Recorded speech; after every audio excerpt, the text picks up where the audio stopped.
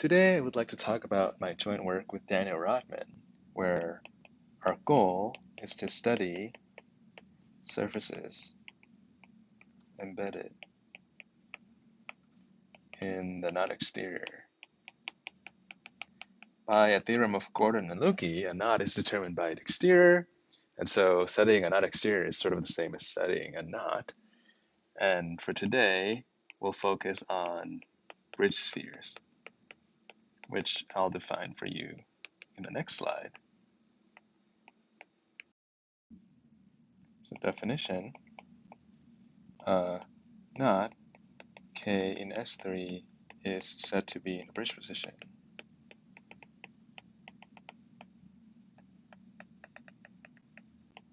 If all maxima lie above all minima. So here's a picture.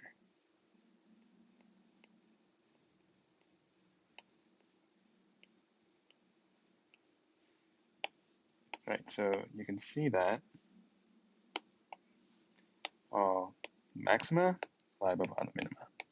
And as an observation, you can see that there's going to be a level sphere separating maxima from minima.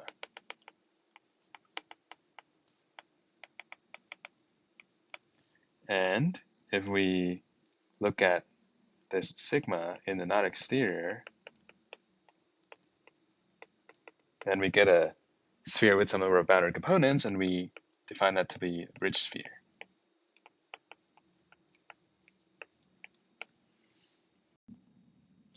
Given a knot in a bridge position, here's your bridge sphere, I want to analyze interesting disks whose boundaries lie on the bridge sphere. So we need another definition. A disk in the knot exterior is called a compressing disk if boundary of D lies on the bridge sphere, but the boundary of D does not bound a disk in the bridge sphere itself.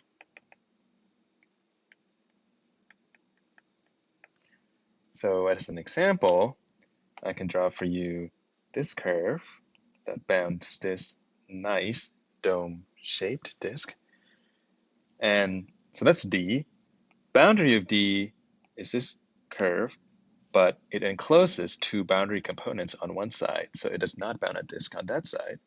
It also does not bound a disk on the other side because the other side has these four boundary components. But I want to remark that compressing disks can be highly complicated.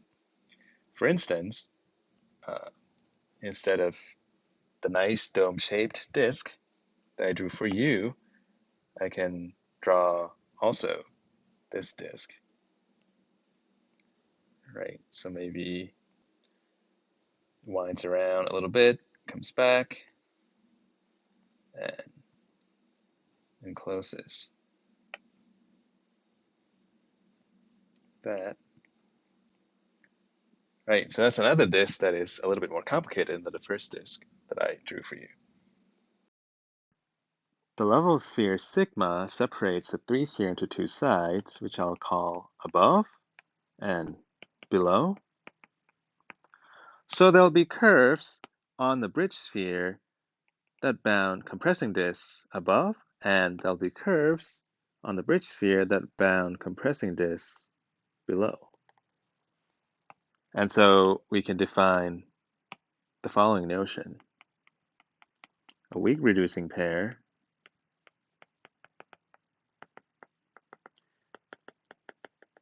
is a pair of compressing disks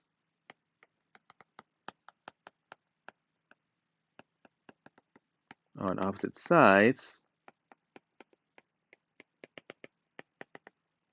such that their boundaries are disjoint. And so with this definition, we can partition bridge spheres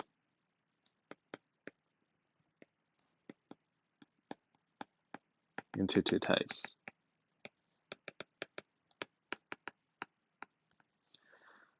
Type 1, which is referred to in the literature as strongly irreducible,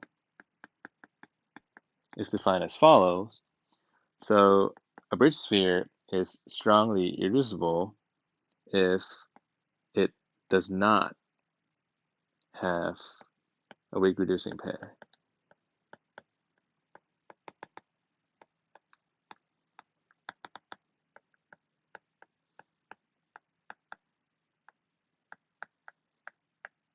And the second type, i.e. weakly reducible, is defined as follows. So a bridge sphere is weakly reducible if it has a weak reducing pair.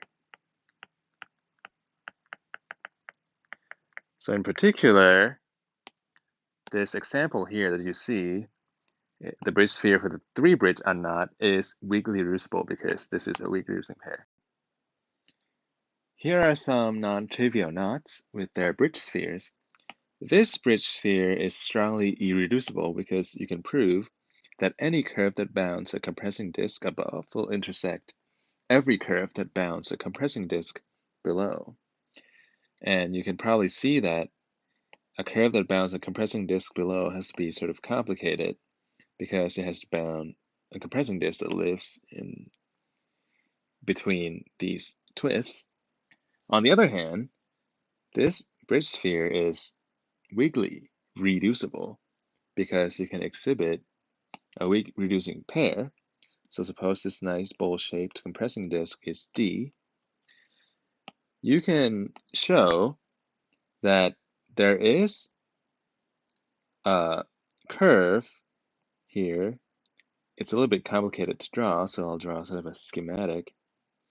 But it will bound a compressing disk below.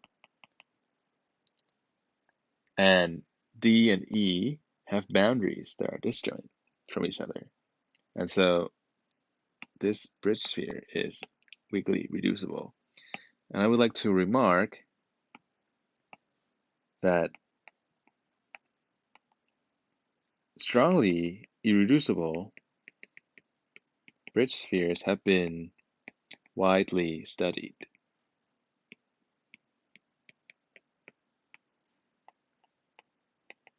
So many people have said many nice things about strongly irreducible bridge spheres, and we'll review some of these nice things in the next slide. So to a bridge sphere, we can assign to it the curve graph,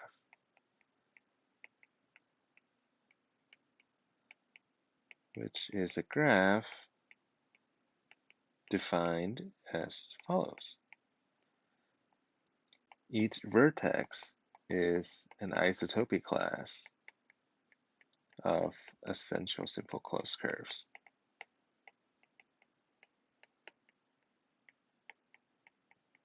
On the bridge sphere.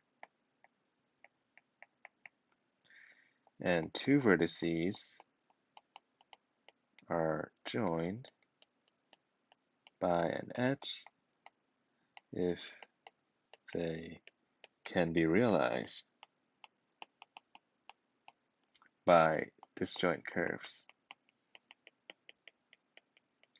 So again, we've talked about this before, but on the bridge sphere, right, there'll be some curves on the surface. And so in the curve graph, these are the vertices. And some of those curves will bound compressing disks above, right, which I'll color those vertices blue. So these are, say, D+, which will be curves in the bridge sphere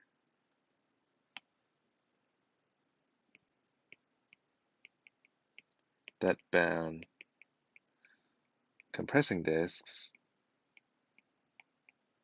above. And similarly, there will be some curves on the bridge sphere, which I will color it as red. That'll bound compressing disks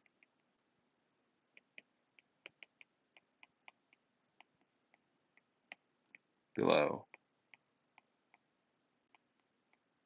And you can measure in the path metric how far apart these two sets are, right? So maybe you can find a path like this. So in other words, the bridge distance associated to bridge sphere is the distance in the path metric measured in the curve graph of the bridge sphere between the two disk sets. And a nice result that says something nice about strongly irreducible bridge spheres that I mentioned in the last slide is the following by Bachman and Schleimer. So they show that if you have a bridge sphere with distance greater than or equal to 3, then that implies that the knot K is hyperbolic. So that's nice because somehow analyzing how curves intersect on a surface tells you something about geometry of the knot complement. Let's do an explicit calculation of distance. So my bridge sphere can be isotoped up and down like this, right? And if I start at level 1 up top right here, I can consider the blue curve here that bounds a compressing disk above. I call that D, which lies in curly D plus. But as I isotope my bridge sphere from level 1 to level 2 down, right, this curve, this boundary of D has to also be twisted up, right? So that means that this new curve bounds a disk above at this level. And you can keep going with the same logic. So now this is level 3. So that blue curve has to go through even more twists, right? And so you have this new blue curve at level 3 that bounds a compressing disk above. So I'm going to consider my level 3 as the middle ground. So, okay, so that's my D in curly D plus. Now, I also have this curve E that bounds a compressing disk below, so it's in curly D minus. So when I push this bridge sphere from level 4 up to level 3, the curve also gets twisted up, right? And so I arrive at this red curve in level 3 that bounds the compressing disk below. And so what we notice is if I put a buffer curve, this green curve right here, so recall that the terminal and the initial vertices have to be in the disk sets, but the vertices in between, they can go out of the disk sets. So this green doesn't have to bound a disk above or below. And so what we see is the red vertex intersects the blue vertex, so there's no edge between them. the blue vertex is disjoint from the green, so there's an edge there. The green vertex is disjoint from the red, so there's an edge there. And therefore, so far we can conclude that the distance of this bridge sphere is at most 2. To see that it's exactly 2, you have to do a little bit of a proof, but it is true that you cannot find a path of shorter length, and therefore this bridge sphere has distance 2.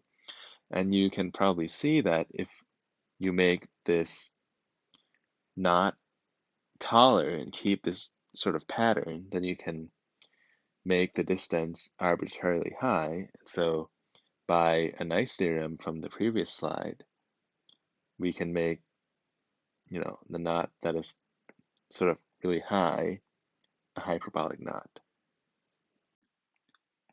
Observe that this notion of distance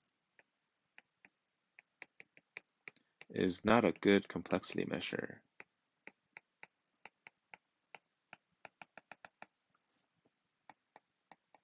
for weakly reducible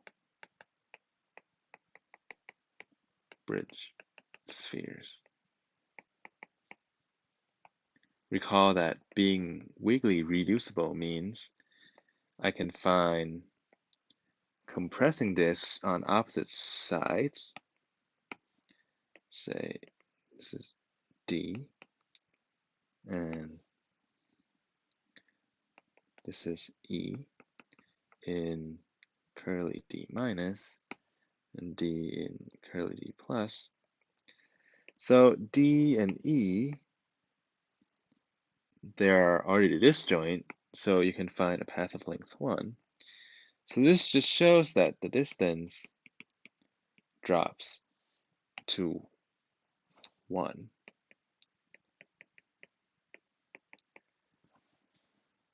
And so we've talked about the theorem of Bachmann and Schleimer, and there are other results also that said something like, if your bridge sphere has a high distance, then you can say something nice about the topology or the geometry of the knot complement.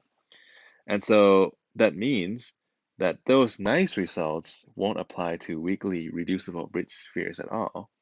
And so we need new techniques to study weakly reducible bridge spheres.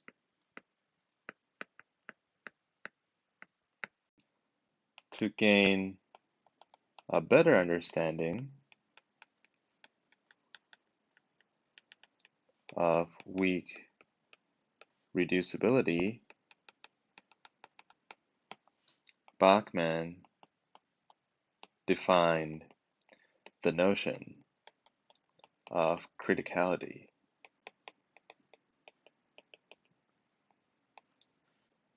Definition: a bridge sphere is said to be critical if compressing disks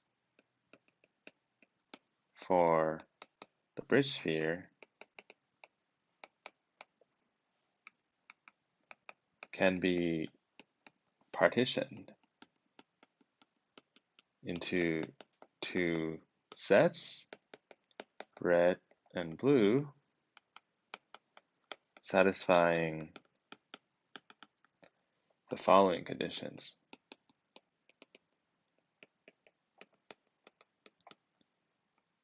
There are 2 weak reducing pairs, D1E1 and D2E2, such that D1E1 are red compressing disks and D2E2 are blue compressing disks. Second, if D and E are compressing disks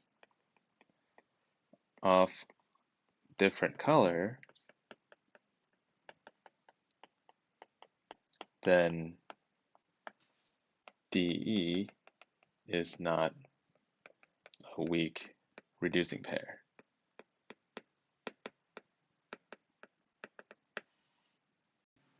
We will now discuss useful properties satisfied by critical bridge spheres. But before I do that, let me define what an incompressible surface is. A surface F in a 3-manifold is said to be incompressible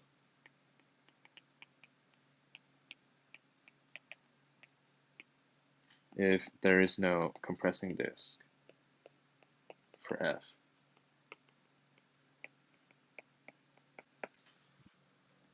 People really like incompressible surfaces because they behave nicely. For instance, if an irreducible 3-manifold, for example, a knot exterior, contains an incompressible surface,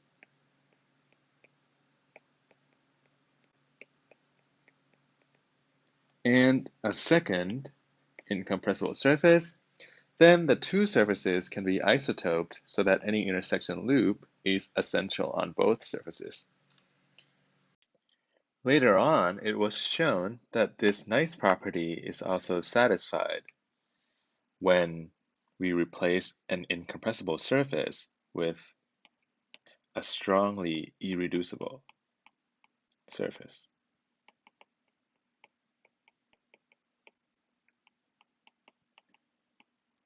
So recall that a strongly irreducible surface is not incompressible, but this theorem shows that it still behaves like an incompressible surface.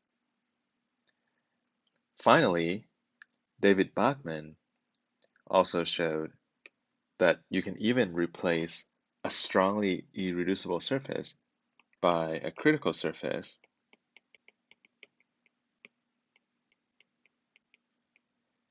and you can still have this result. So in other words, if you have an irreducible manifold and it contains a critical surface and an incompressible surface, the surfaces can be isotoped so that their intersection loop is essential on both surfaces.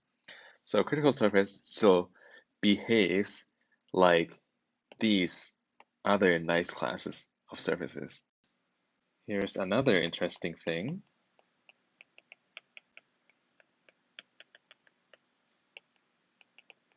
About critical surfaces.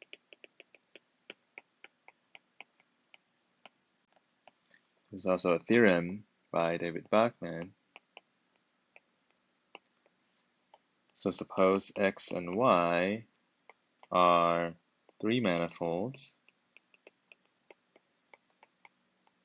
that are compact, irreducible, with incompressible, connected toroidal boundary.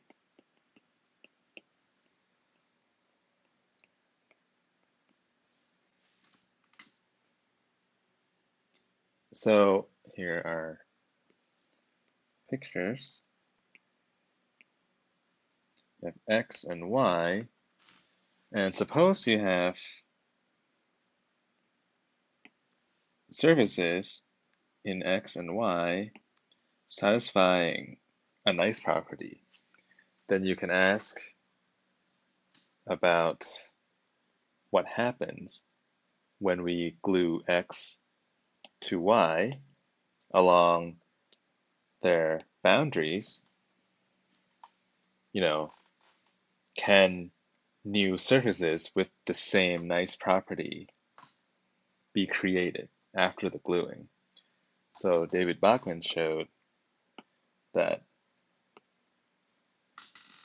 if we let phi from boundary x to boundary y be a homeomorphism, and psi from boundary y to boundary y be any Anosov map, then there's going to be a number m0 which can be chosen. So there's an instruction in the proof of this theorem how to choose this m0. So m0 can be chosen such that for all m greater than or equal to m0, any critical surface in the manifold x glued to y by this homeomorphism psi to the m opposed with phi is isotopic into x or y. In other words, if you somehow pick the gluing map to be complicated enough, then any new critical surface that arises after the gluing is actually isotopic to a critical surface in X or a critical surface in Y. So no new critical surfaces are created.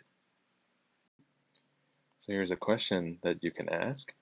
What are some examples of critical bridge spheres?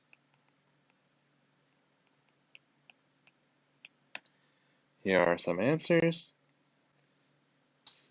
Theorem of Jung-Hoon Lee, at least a case of his theorem, that the bridge sphere for the 3-bridge unknot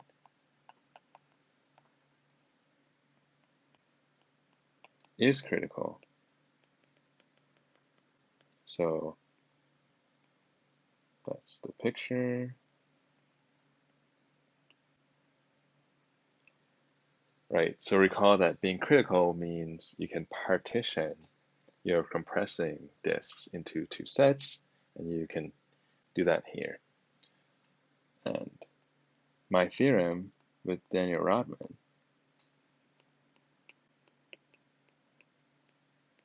is the following.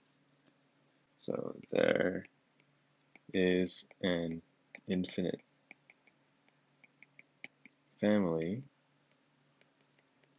of non-trivial knots with critical bridge spheres.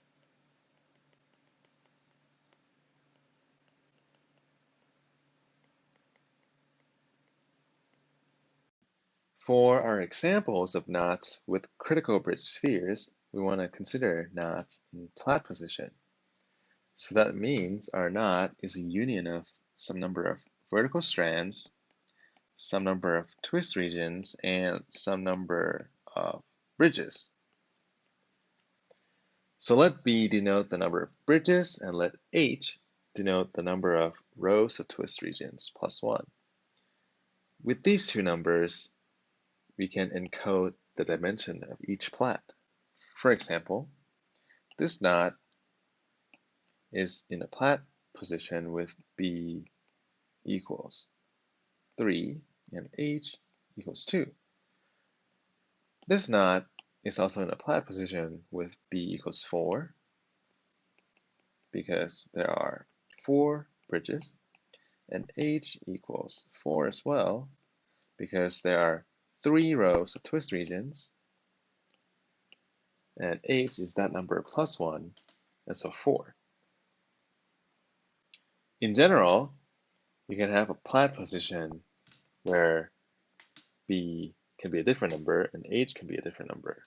For instance, if you recall, several slides back, we were calculating distance of a bridge sphere, and in that example, H was larger than B, and so the plat position looked taller. For knots with critical bridge spheres, we want the plat to not be too tall and to not be too wide either. So we want H to equals 2B minus 4. We also want each twist region to contain at least 2 half twists. And we'll also want crossing signs to alternate. So what does that mean? So for example, here, the sign goes one way, right? This is positive. But when you go to the next row, the crossing sign is now negative. And so on, they alternate.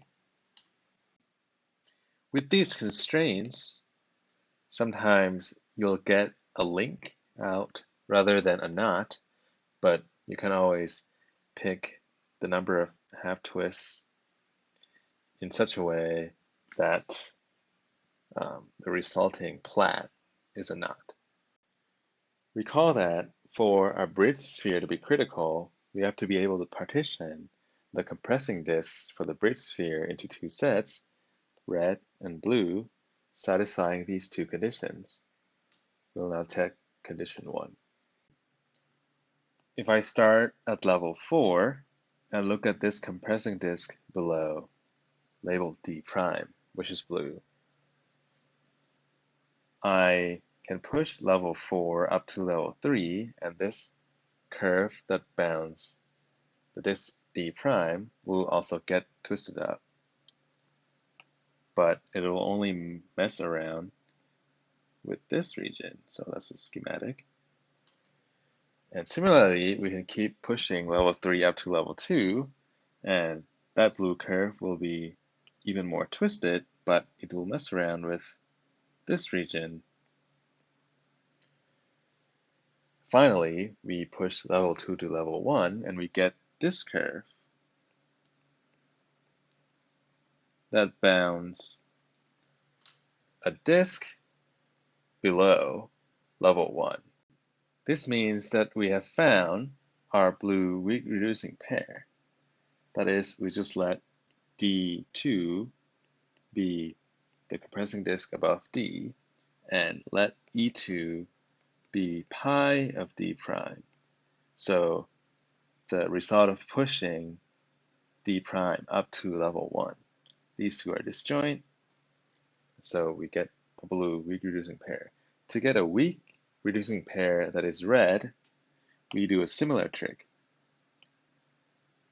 So we can note that D triple prime is a compressing disk above, and to get a compressing disk below that is red, that is disjoint from D triple prime, we push up this D double prime, which is a red compressing disk below, from level 4 up to level 1. And we can see that it'll mess around with this region, but it'll still be disjoint from D triple prime. So for the red weak reducing pair, we can let D1 be D triple prime and E1 be the result of pushing D double prime up to level 1. Notice that so far we've talked about 4 specific compressing disks, but I haven't told you how to partition the other compressing disks that aren't these 4. So my partitions will be the following. The blue set will just be D and pi of D prime. So just these two will be blue. And then the red set will be the set of all compressing disks minus the blue set. Condition 2 is a little bit harder to check. It translates to the following condition. So if you have two compressing disks that are on opposite sides and they have different colors, then the two disks have to intersect. So for example, pi of d prime is a compressing disk below that is blue. We have to show that if you have another compressing disk above that is red, then the two have to intersect. And as I've shown towards the beginning of this talk, compressing disks above can be crazier than D and D double prime, right? They can tunnel around each other. So we have to show that any compressing disk above that is red will intersect pi of D prime. And pi of D prime, if you zoom in, so this is just a schematic, but if you zoom in, it may look something like this, kind of really complicated labyrinth, right? So we have to show that it's not possible to have a compressing disk above whose boundary sort of goes into this labyrinth and like winds around, following the labyrinth a little bit. Then maybe it comes out and forms a disk somehow. So by way of contradiction, suppose there is a red compressing disk above called R that is disjoint from pi of d prime. Such a disk must have as its boundary a curve that has to enter and goes parallel along pi of d prime. So this is sort of like a complicated maze, a labyrinth, right? So maybe the boundary of this disk R has to go through this way, or through this way, or through this way, and it'll wind around in a very predictable way. We can record how boundary of R intersects the bridge disks. So these are the half disks bounded by the bridge arcs and the bridge sphere. Right, so for example, if boundary of R enters this way, then it'll have to intersect the fourth bridge disk and then the third bridge disk, and perhaps it does other things, but at the end of the day, it'll have to come back around and hit the third bridge disk again and the fourth bridge disk and come out. So we can record a sequence of intersections as 4, 3, something happens, and 3, 4. This restricted pattern of intersections gives rise to a contradiction, because you can show that when you analyze R, so right, R is a red disk above,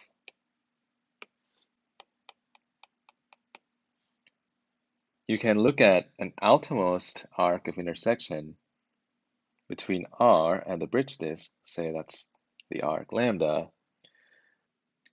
This pattern of intersections will imply that this outermost lambda on R lives in two different regions of the bridge sphere at once, which can happen.